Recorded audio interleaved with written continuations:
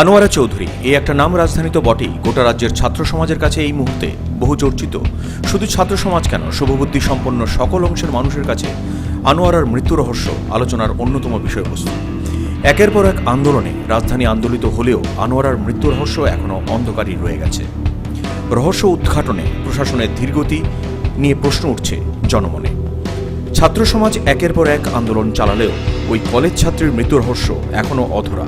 এ বিষয়ে আরও কিছুটা তথ্য উদ্ঘাটনের জন্য অল ইন্ডিয়া স্টুডেন্ট অ্যাসোসিয়েশনের অনুসন্ধানকারী একটি দল বৃহস্পতিবার ওমেন্স পলিটেকনিক কলেজে গেলে সেখানে তাদেরকে কথা বলতে দেওয়া হয়নি পড়ুয়াদের সঙ্গে।